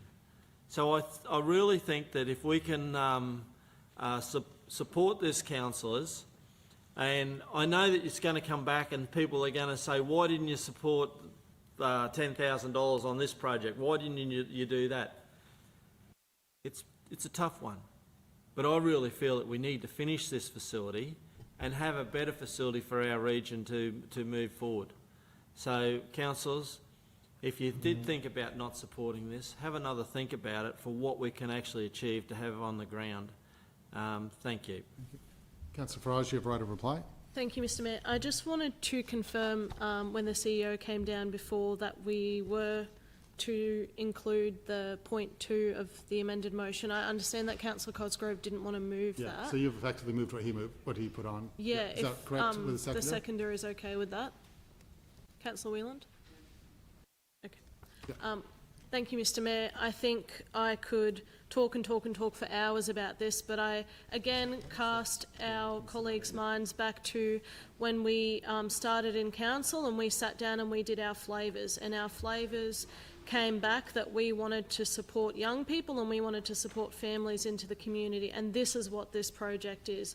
This is not about us here around the room today. It's not just about the current people that we have in the community. This is about the future, and our job as councillors is not about the day-to-day operations, whilst we do touch on that excessively. It is about the future of our community. We are supposed to be looking 20, 30, 40 years into the future. We've just endorsed a strategy for Fraser Coast Futures that looks at our community all the way to 2036. We have a park strategy that looks at our community all the way to 2045, and this is what this is about today. It's about looking to the future. It's about imagining what could be. What could be is the carnivals that come out of this. What could be? I urge every community group, that wants to, for sporting, that wants to be better and do better, to apply for funding. They did try. Our federal member, like I said before, even wrote to the Prime Minister about this. This is how important this is to our community, and I hope that Council, through our strategic discussions following, can come up with a way, following this, if it goes through, to support other community groups to, strive to achieve what the Basketball Association has achieved. They have been fundraising for over 30 years to get to this point, and that is generational and future forward thinking, and that is what we are tasked to do by the 120,000 people of this community, by the voters and people that have elected us in this community to do, and that is what we should be doing today. Thank you. Thank you. Before I put the motion, I'll just clarify that it's the officer's recommendation plus that second paragraph delegating authority to enter into an enduring sponsorship agreement. Does everyone understand that? So I'll put the motion, move Councillor Farage, seconded Councillor Wheeland. All in favour? So that's 7. All opposed? 3. That's carried 7-3.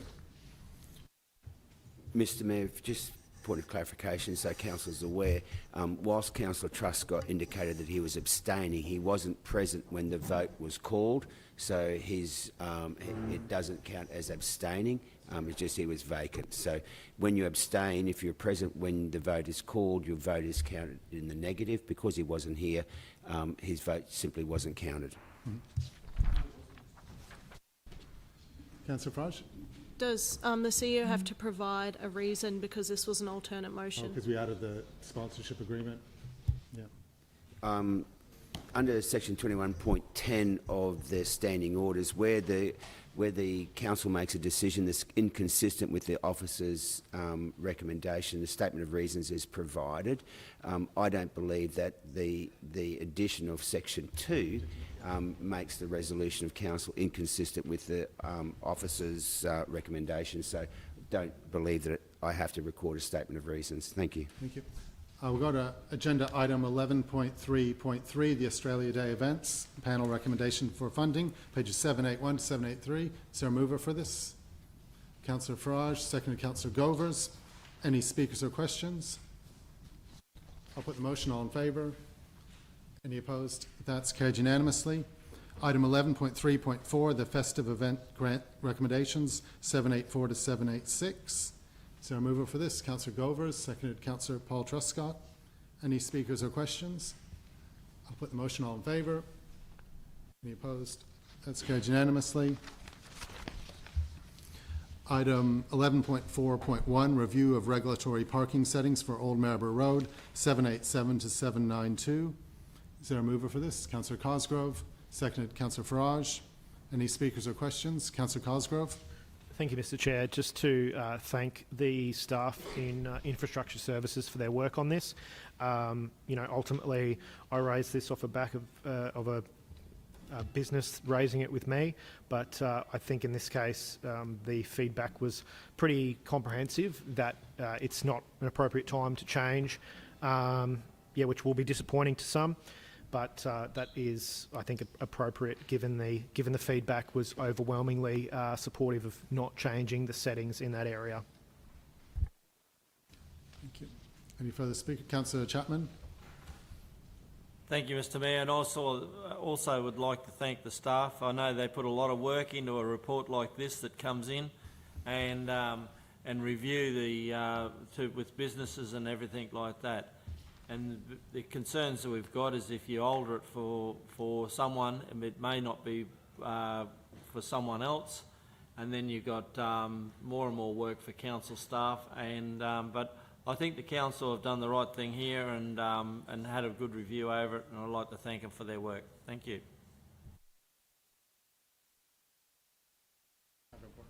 Yeah. Any further speakers or questions? I'll put the motion. All in favour? Any opposed? That's carried unanimously. Item 11.5.1, the tender exception for the replacement of mechanical dewatering equipment. Is there a mover for this? Councillor Phil Truscott, seconded Councillor Byrne. Any speakers or questions? I'll put the motion. All in favour? Any opposed? That's carried unanimously. Item 12.1, this motion I put on, that council resolves to become a member of the Local Government Domestic and Family Violence Prevention Champions Network. Seconded Councillor Farage. I'll speak briefly to this. This is an opportunity for us to become more proactive and involved in what is one of the most pressing issues in our community. I think we should be part of the solution on this, and this allows us to work with other local governments right across the state to get ideas, to find inspiration in what other communities are doing, and to share what we're doing, but more importantly, to learn from others. Yeah. Councillor Farage. Thank you, Mr. Mayor. This is an extremely important issue, and whilst jurisdictionally and legally the responsibility lies with the state government, domestic and family violence is an everybody issue.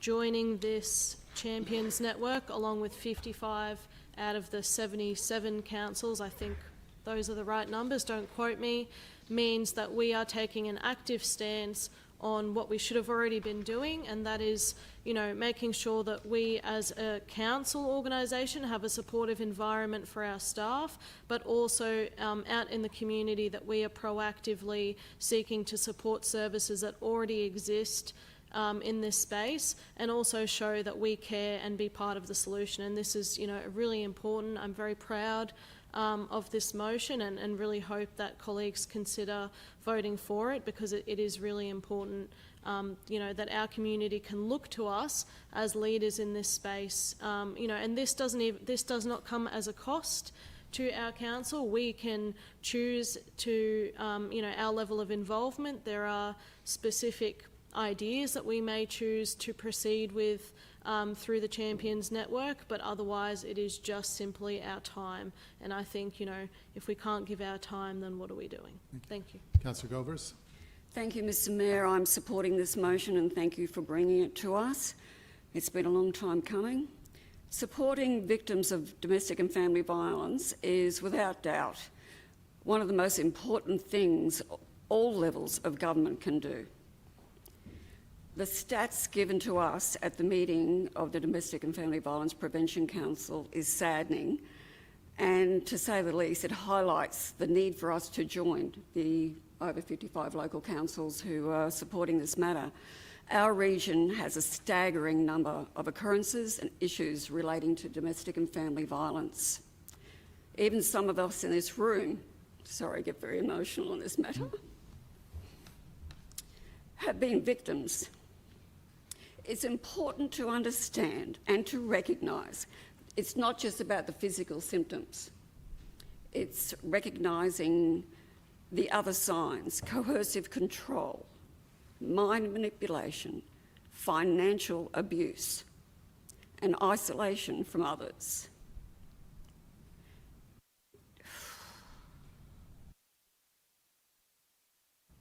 Joining this group enables us to stand up and advocate for those who are afraid and need help.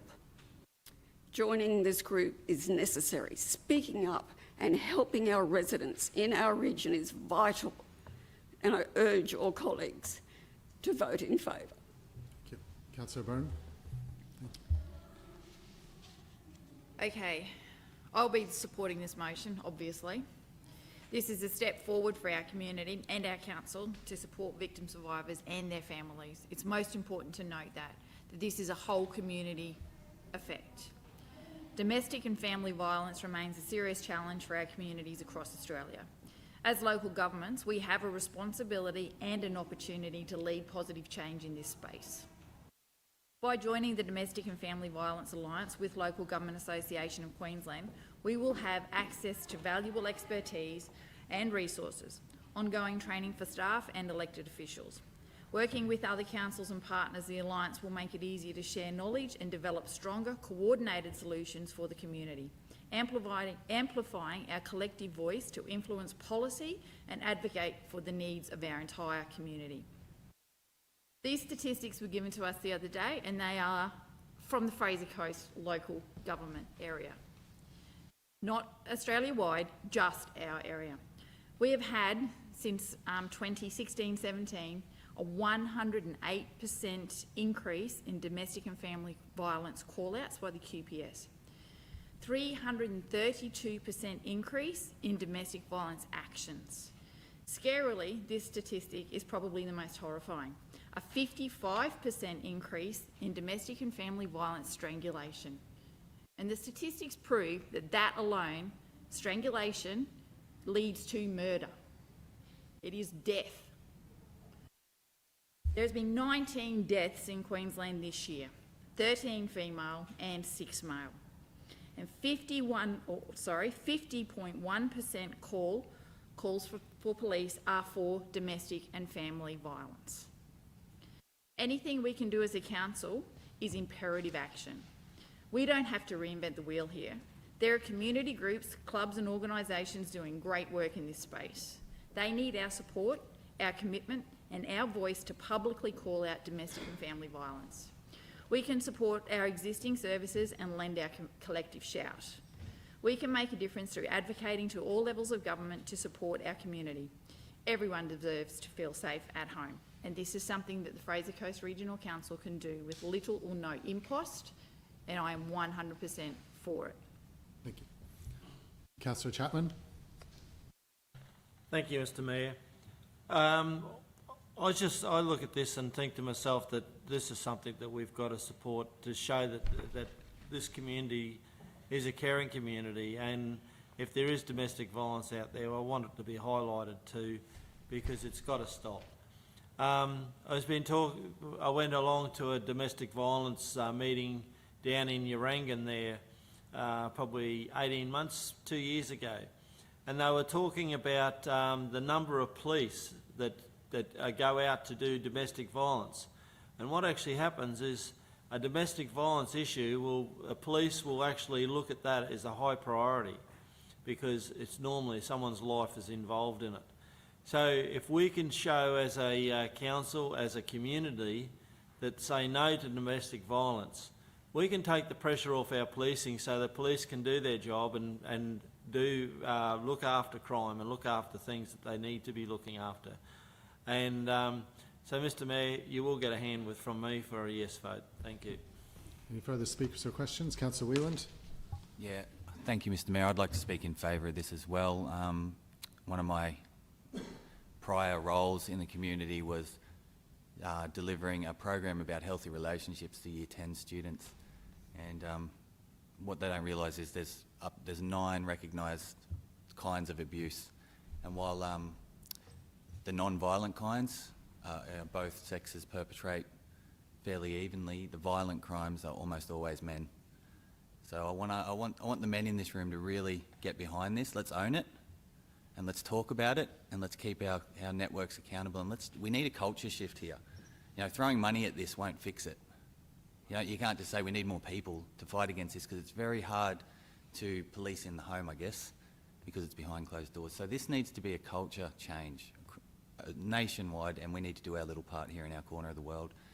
Look, you could go on for hours with this, but you know, I think as men also, as the people are the perpetrator of the more violent crimes, and that statistic is staggering. I can't remember it off the top of my head, but I remember the feeling that I felt when I read it. We need to own this, man. So let's get behind this. Let's support raising the awareness of this in our community. Let's change the culture. Any further speakers or questions? Councillor O'Keefe. Thank you, Mr Mayor. I want to thank my colleagues for the words that have been expressed around this table, and I know that a number of my colleagues are a little bit emotional over this. Mr Mayor, councillors, love should never hurt, and I think that it is the right thing for us to do, to become champions against family and domestic violence, and so I'll be supporting this proposal. Thank you. Any further speakers or questions? I'll put the motion. All in favour? Any opposed? That's carried unanimously. The next item is general business. Is there any general business? No. We'll go to late items. Item 16.1.1, the organisational performance report, pages 813 to 829. Is there a mover for this? Councillor Chapman, seconded Councillor Farage. Any speakers or questions? I'll just put a question to the CEO. On page 822,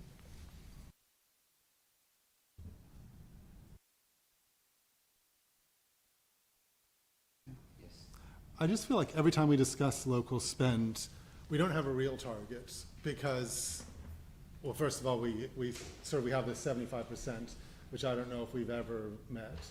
And then we say, well, we take out the major projects, but we don't have a target for local spend less major projects. So we just sort of throw that in, even though it's not part of the target. Could we not look at other councils and find out what because when we're so far away, we're not even really, it's not something we're aspiring to. It just doesn't feel like 75% is something we're really trying to get. And then the ratio, and maybe we should have a separate ratio, if the one that we can really control better is less major projects, if we should not have a separate target for that. Yeah, thank you, Mr Mayor. Very good question. I would challenge the comment that we're not aspiring to it. I just realistically, yeah. I mean, do you think we could get 75% next month?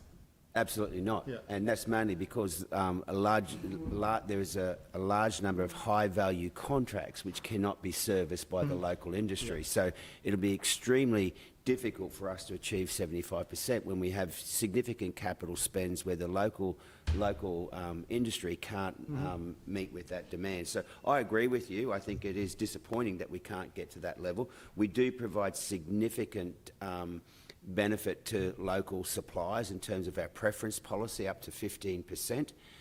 Benefit to local suppliers, but notwithstanding that, it's the large value contracts that can't be met by the market which causes that. So I would strongly support a re-look at that, that not just that target, but how we can encourage a greater spend in the local economy. Yeah. And so, for example, if we had a separate table where we said local spend less, you know, excluding major projects, if we actually came up with a target for that, if that is 75%.